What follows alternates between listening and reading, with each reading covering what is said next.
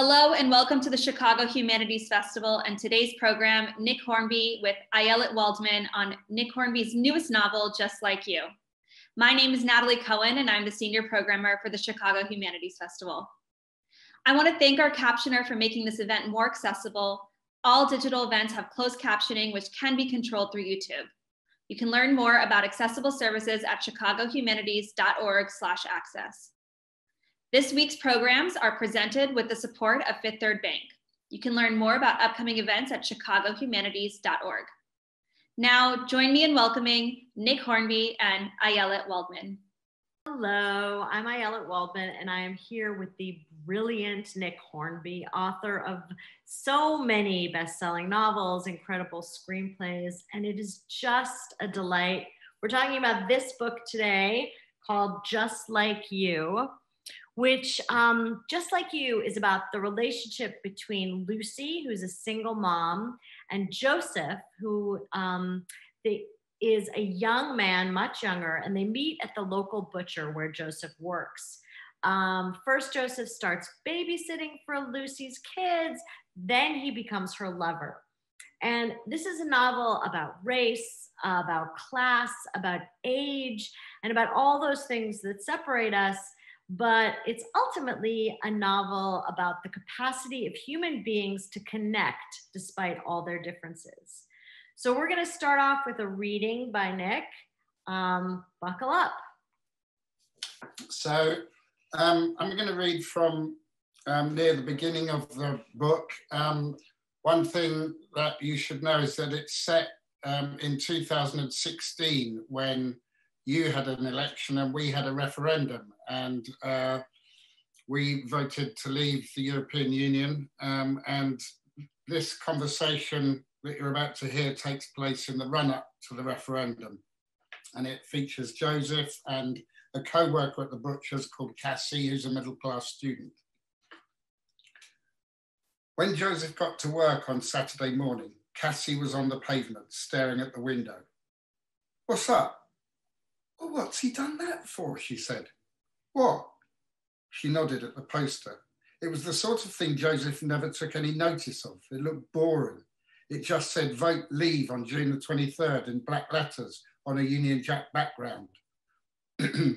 "Well," said Joseph, "he probably thinks we should vote leave on June the 23rd. "Well, people won't like it. People won't give a shit. Round here, you're joking." "Really? The bloody EU?" Joseph hadn't really thought about it until that moment. It was April, so the referendum was still weeks away. He was probably going to vote to leave, like his dad, but he couldn't see that it would make much difference to his life one way or the other. There'd still be meat and leisure centres and kids and football. "My parents wouldn't shop here if they saw that," said Cassie. "They hate Nigel Farage and Boris Johnson." "Well, your parents don't live round here, do they?" "No, they live in Bath, but same sort of thing." "Bath is the same as London." "This bit of London is the same as their bit of Bath. Dad teaches theatre, Mum teaches creative writing. I mean, they wouldn't be able to afford it round here, but a lot of the people we serve remind me of them." "And they wouldn't vote leave?" "No, of course not." Joseph had no idea that there was any of course about it. He thought everyone was going to vote differently. Obviously, there are only two choices, but he presumed that, say, Cassie's mother might vote differently from Cassie's father. It looked like it was going to be an us and them thing, except he wasn't too sure who was on either team. "Yeah, I must admit I'd forgotten about Nigel Farage," said Joseph. "Well, everyone hates him," said Cassie. "Are you two just going to look through the window all day? Because I'm not paying you for that," said Mark, the owner of the shop, from the doorway. They went inside. "Are you sure you want that poster in the window?" said Cassie. "Well, what's wrong with it?" "Well, a lot of people around here won't like it," said Cassie. "Well, shall I put the other one up?" "What does the other one say?" "Stronger in Europe," with the first two letters of Europe in red, so you see the EU bit. Quite clever. Only Mark could come to the conclusion that this was clever, thought Joseph. You didn't have to be a genius to work out that the first two letters in the word Europe could be used for the EU. "Hold on," said Cassie. "You'd switch from one poster to the other just like that." "Well, I don't give a shit, do I?" don't you know how you're going to vote? Yeah, I'm voting to leave. Too much red tape. Too many Albanians. Albania isn't in the EU. Well, who is then? Spain, France, Poland, Ireland, Germany, Italy. You want me to name them all? Right, Poles then. So why put up a poster saying the opposite in the window? Well, if you're telling me it's good for business, why wouldn't I? Because it's not what you believe. Listen, I can't stand liver, but I sell it and I want everyone to buy it. What's the difference? Well, liver isn't a personal philosophy. Sort of is to me. Not liking liver is a personal philosophy. Well, I'd say so, but I'm a businessman first and philosopher second. Second, Joseph thought. That was a generous ranking system. Mark was a ballet dancer more than he was a philosopher, and he was 6'2", 20-odd stone, and in his mid-50s. Cassie seemed to give up at that point, and Joseph couldn't blame her. They went into the back to put their aprons on. Oh, I love that section. That's so good. It just tells you everything that the book confronts. So, I mean, obviously you said that the horrors of the contemporary world, Trump, Brexit, that's what inspired you to write the book. But so my question is, did you set out to give readers hope? Because spoiler alert, you do. Was that your overt goal? Yes, absolutely. I think we are deluged and submerged in misery, and I wanted to put these obstacles in the way of these people and find ways for them to jump over them, and that seemed to be something, you know, a project that was worth doing, really. And I particularly worry that, you know, for our young people, that all they ever see is dystopia and predictions of doom. And I think that finding some kind of grounded optimism is really important right now. I don't think it's stupid optimism. I think it's grounded. You know, my kids actually have said, I have 4 children, and they've all said at different times that they don't intend to have children, that they don't believe the world is going to survive. They think it's coming to an end. And then I see them in their personal lives, like going to school and enjoying things and thinking about the job they want to do. But it's incomprehensible what it must be like to live with that dichotomy. Do you see that in the young people in your life, your kids? Yeah, absolutely. I mean, I've been thinking a lot about this, that when we were growing up, obviously there was always the threat of nuclear war, but I kind of thought that was 50-50. You know, we might get away with it. But what they're being presented with now, I mean, what they were being presented with is the end of the world through global warming. And then we've thrown in a pandemic and an economic catastrophe and about 15 other things on top of that. You know, it's remarkable to me, you know, I have to say that my girls are readers, my boys are not. But when I was reading this book, I thought, if they're most pessimistic, this could be a novel that would give them some kind of hope. And the thing that I was starting to think about, like, why am I feeling hopeful reading this? Because what it is about it is these 2 people who meet despite all their differences. And I rack my brains. I don't know a single Trump supporter, except, you know, maybe the guy who came to repave our driveway. Maybe, I don't know for sure, but in my day-to-day interactions, I just simply don't come across them. And I wonder, well, 2 questions. First of all, is that what it's like in Britain? And also, do you think that it's that kind of balkanization that leads to lack of empathy, that leads to the capacity to demonize others? Because I'm certainly demonizing the other over here. Yeah, Brexit's an interesting one because I mean, it was a pretty much a 50-50 vote. Leave won by 52 to 48. In London, it was 75-25 to stay. And in other parts of the country, it was the other way around. But the difference, I think, with Brexit and Trump, it seems to me, is that I voted in a referendum before. The first time I ever voted was in 1975. We had a referendum about whether we should stay or leave the EU. And stay won 70-30. in 1975. But I can remember the old left, the sort of left of the Labour Party in 1975, telling us all to vote out because it was a Europe for bosses and you couldn't control your own laws and you lost sovereignty. And those arguments that were made by the right in the referendum were made by the left then. So it's important to sort of see it without the prism of party politics, I think. I think more working people voted to leave here. And that was the 25 that voted to leave in London. So because we're very small communities and mixed up much better, I think, than America, that you walk a couple of blocks and you're in a different neighborhood. And the Organic Butcher, where I set some of the action, is the kind of perfect place that people who are serving the middle class don't get paid very much. They might feel threatened about European immigration, and the customers are very well heeled. I came to look at both of those votes, the American election and the referendum, as simply a referendum on our happiness. We were asked, are we happy? And I think that people who had no reason to be happy voted that they weren't. And I can't think we have to understand it in those terms. Why would they vote that they're happy if they're unemployed and they see no future? That makes so much sense.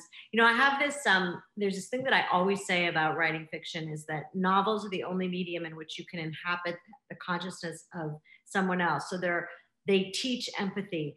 I don't know if I believe it anymore, but do you believe it? Can you revive my belief in the capacity of a novel like this one to teach people empathy, to teach people understanding of the other? I would believe it if I didn't know some book critics and some university professors, because they've read everything and they've got no empathy whatsoever. I'm going to just turn my email off. I'm so sorry. That's okay. I do think, however, that writing fiction teaches empathy, because unless you're going to write properly two-dimensional characters, if you walk all the way around somebody and think, why do they think this? And what is it in their background that produced this person? I never write about people I hate. They're always flawed in some way, I think, but I don't think there are many baddies in my fiction because I don't really believe in baddies. I don't think I've ever met anyone who's just like purely bad.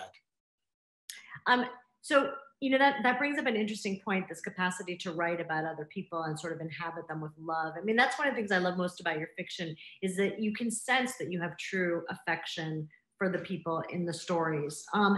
Right now, at least in America, there's tremendous pressure on writers to only write from the points of view of people who are like them, right? So like write from the point of view of a white man if you're a white man, write from the point of view of a white woman if you're a white woman, write from the point of view of a Black woman, etc. So I want to know if you felt any of that pressure, and I also want to know, more importantly, how you write with such confidence from the point of view in this story of a young Black man, much younger than you, a different race, a different class, and from the point of view of a white woman, a little younger than you, although probably around the same class. And you write that with such confidence, with such assurance, with such verisimilitude. At least I can attest to that about the white woman.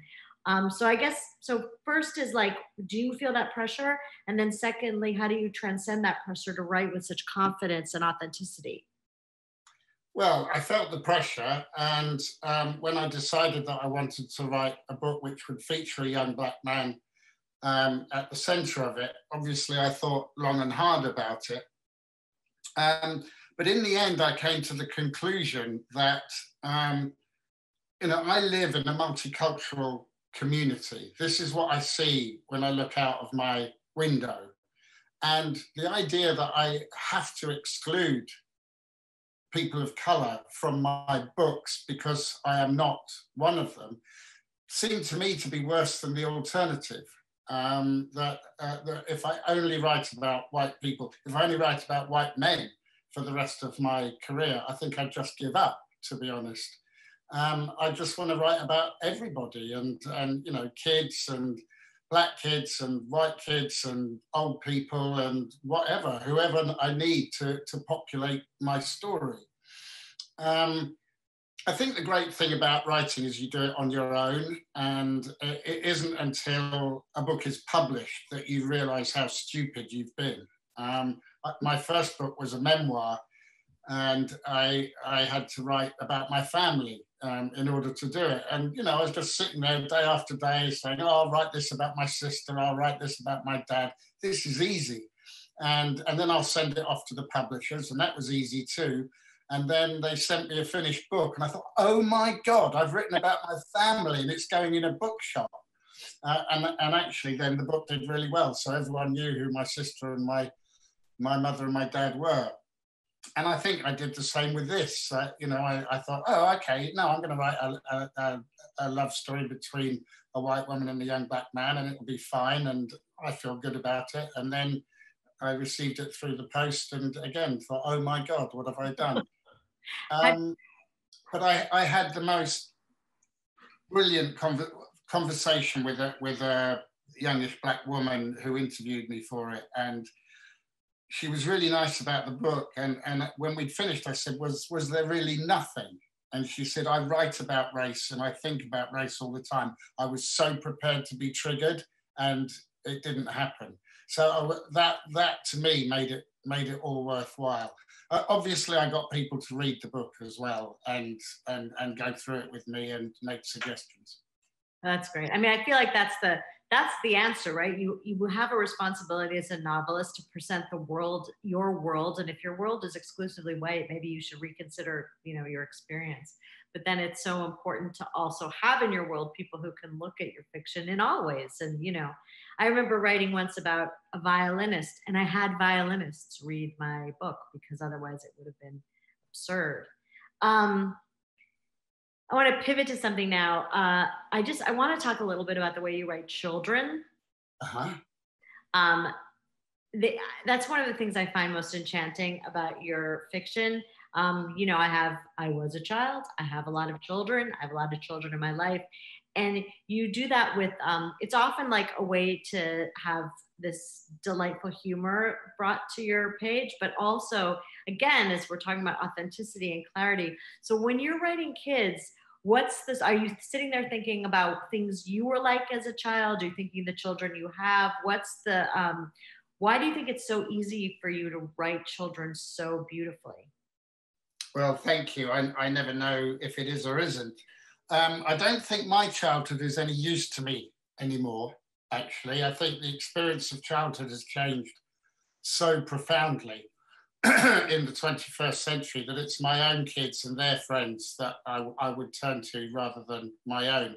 And I don't steal from them, but I think with all fiction, I invent a character who I need for my books, and I try to imagine them as thoroughly as I possibly can. And then once I've got them, I try and find an equivalent for them in real life. And if there is no one, I think I've got problems. I've never met anyone like this. But if they do remind me of someone, and by my age, you've got this huge mental Rolodex of people you're at school with or people you work with or whatever. And I can usually find someone who chimes a little bit. But I think, you know, the reason that you and I are readers is because we were bored so much when we were kids. And I don't think there's any point in judging children now for that. If I had had what they had, there's no way I would have been the kind of reader I am, for a start. And they see the world in a different way, and they have different attention spans. Their experience of the world is probably accelerated as well. So their kind of speed of humor and the sort of dense weave of reference that they have, I think that's very different from my own childhood. So it's my own kids that guide me. And in this book, one of the ways through between Joseph and Lucy are the kids, that Joseph is halfway between her kids' age and her age, and he understands them perfectly. And they also respect him, and they may be a little bit fearful of him in terms of his sort of firmness of purpose. So, I mean, who wouldn't, as a single mother, fall in love with a guy who has such ease of access to her own children? Mm-hmm. Absolutely. I mean, you know, it's interesting. I was just thinking while you were talking about that I spent vast expanses of my childhood bored. I mean, we were just, you know, that thing where you'd like flop on the floor and say, I'm so bored. And, you know, my children don't need to be bored. And No. I can make some judgment about how like it was that boredom that created a fantasy and imaginative life, but they also have fantasy and imaginative lives. It's just really different. Yeah, and I think I have to talk at this point about how it was more boring here than it was in America. I mean, it was just incredible.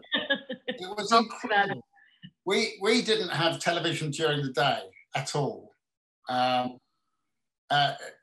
If you turn like some old guy painting a picture or some woman doing yoga. No, it was a Mike Pence moment with this fly. Sorry about that.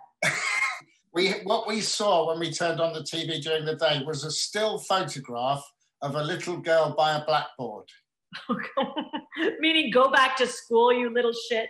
It was so that the TV demonstration people in shops could show that the picture was sharp. That was the only thing that you could see. And in fact, I have a theory that one of the reasons that Wimbledon is so popular in England is because it was on during the day. So we come back from school and watch tennis. We couldn't have given two hoots about tennis, really. But suddenly there's 3 hours of something to watch, and everyone really, you know, got passionate about Borg and McEnroe and all of these people because they moved. They weren't a little girl at a blackboard. And, you know, there was a period in the 1970s in England where, because of labour disputes, we had scheduled power cuts. So, you know, we had to work a 3-day week. I mean, this was quite a short period of time, but even so, a 3-day week, and then the power was cut like one evening a week. So you had nothing, you had candlelight. But they did give you a schedule, so you could go to your friend's house to watch TV in the evening if you looked at the schedule in the electricity board showroom. It was extraordinary. And my dad lived in America. And when I went to America for the first time, I could not believe it. It's like, this is incredible. You can watch Green Acres at 10 o'clock in the morning. We didn't have any. Why was your dad in America? I didn't know that about you, that you had a father in the States. Yeah, it was just work. He worked for Rank Xerox. He lived in Connecticut. Oh, wow. So did you go, when he did that, were you going back and forth a lot? No, I was brought up by my mum, but I went to visit a few times. Yeah, I mean, the paradise that you described with Green Acres on at 10 o'clock, when I describe that to my own children, I'm like, and the only thing you could watch was one channel there. Tell us again, Mommy, about those evil times. So crazy. Do you ever think about that way that you used to run wild in the city or in the countryside, and how different your children's lives are from yours back then? Well, I grew up in the suburbs, and my kids have grown up in the middle of the city, and they run pretty wild. I mean, they are not afraid, even though they sometimes have cause to be. And they're out on their bikes and they get themselves around. They are over-reliant on Ubers, but they're okay. And I've never wanted them to think that this is a dangerous world now compared to my world then. That's the other thing about England. It was quite a violent place in the 1970s. I mean, I used to go to football, but football was incredibly scary. You would see fights between 2,000 people in a stadium, and then all over London afterwards on the tubes and going home. And I couldn't show my scarf because you had to hide that away in case you got... When you got my son his Arsenal scarf and took him to a game, he was about 7 at the time, and he picked fights on the tube the whole way home. glared at people. So he was right there with you. There's nothing to be done about pugnacious Americans, I think. So I'm going to switch gears a little bit now, and I'm going to talk about your film and TV work, which is very, I love the work that you do there. And I'm also really interested in your process and the difference, you know, how you alternate, because I'm doing that now. I'm writing. Yeah, no. So tell me about that. Any of us. Hardly. But tell me about, like, what got you into it? How did you start? What satisfies you about that, or like what piece that fills for you, missing piece that fiction does, or yeah, there is anything like that? Well, it started because a young man, you know, he was about, I don't know, 30 probably, or late 20s. When Fever Pitch came out, he made a little piece about it for TV. And then he said, I want to make a movie of this book. And the book wasn't even published. And I thought, I don't know what he's talking about. And he said, I want you to adapt it. I've got an idea about how it can be done as a movie. So I said, sure. Because A, I didn't think anything would ever happen. And B, I had one book out. I didn't know I was a novelist at that time. I wanted to be, but I hadn't written a novel. I wasn't in the business of turning any offers of work down, even if they were theoretical. And I just kept writing drafts until one day we went to see some people and they said, okay, we're going to make this. And so that was how it happened. And the English film industry is very, you know, it's like that. It's homemade, it's homespun. If you're prepared to work for no money initially, then it's a small enough group, and then you'll get some support from a TV company or something. And that's what happened. But then I didn't touch it again, mostly because I didn't want to adapt my own books anymore. You know, it takes you, take me 2 years to write them, and then another 5 years taking out everything that I've just put in. And I don't want to think for 7 years about the same piece of material. So I was quite happy to pass High Fidelity and About a Boy over. Mm-hmm. So the big change for me was in education, when I found this little essay and said to my wife, who's an independent film producer, you should option this. And when she started talking about writers, I became very possessive of the material. I said, I want to have a go. And in education, you know, it worked out, and we got Oscar nominations. And marvelous. And what scratched an itch was actually the sociability of it.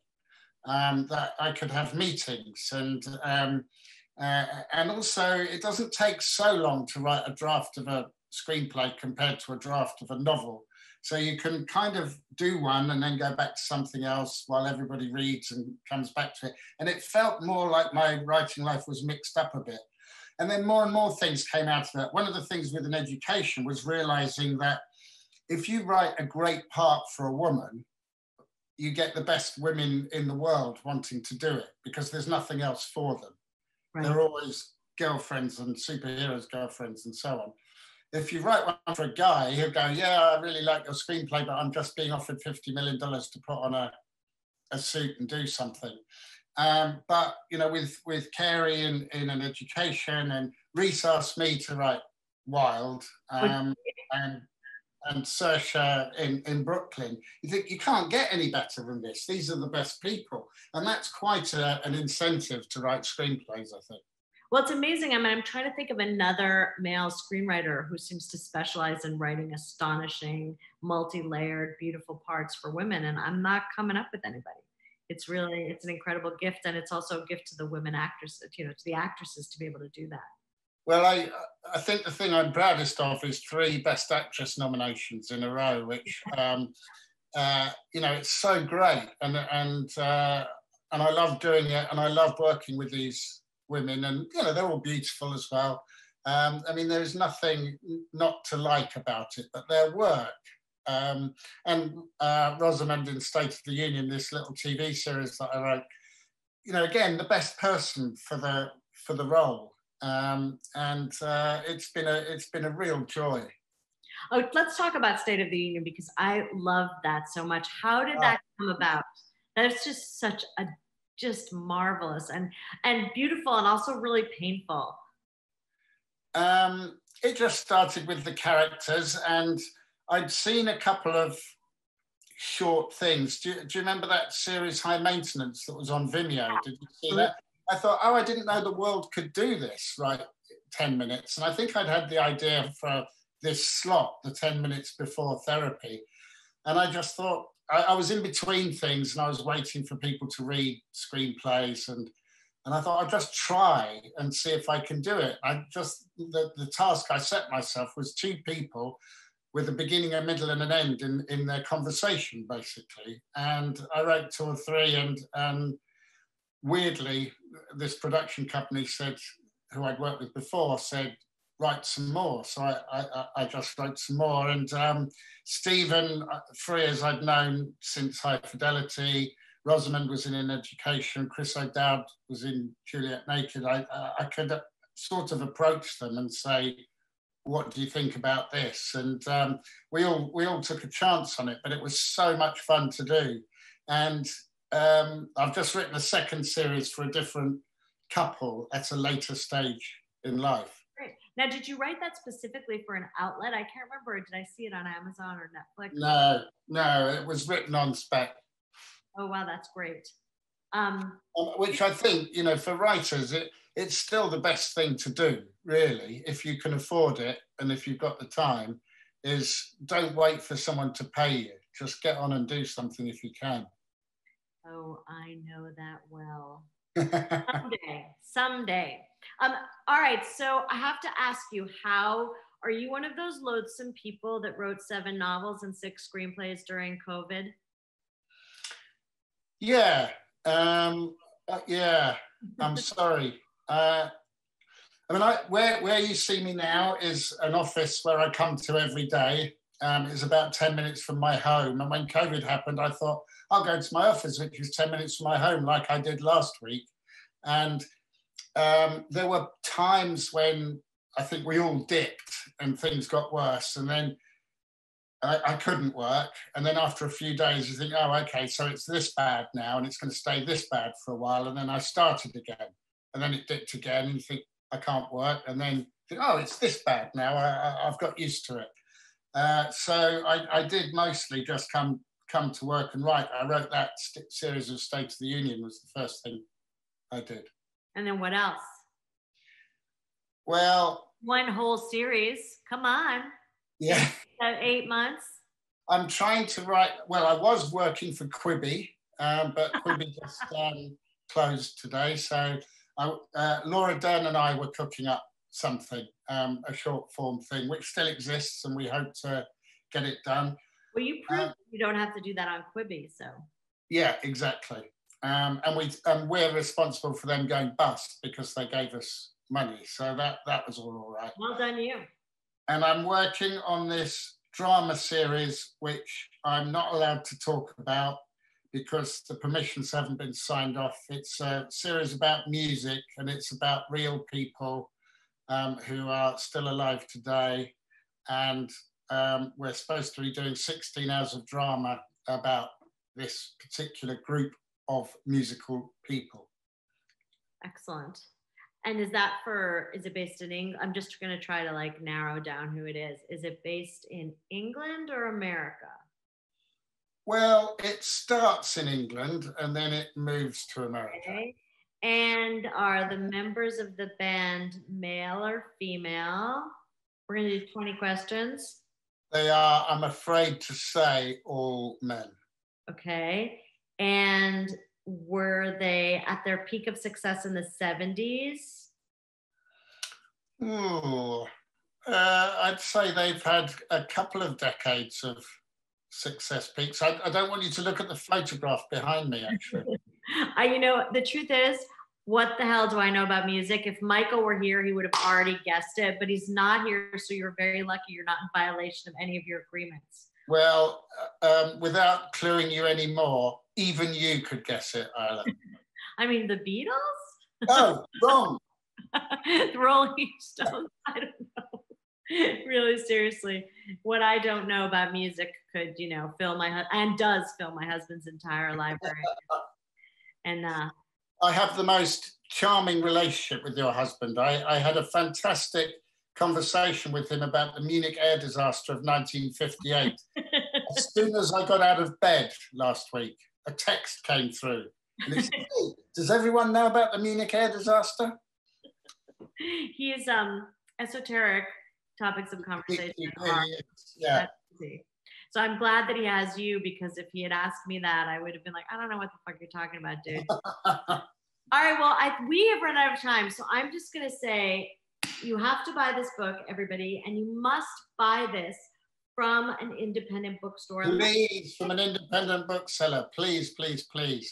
We need them. We need them, and they're struggling during COVID. And even for a writer like Nick, who's such a massive superstar, independents are an incredibly important part of his career. They're the most important part. Of mine.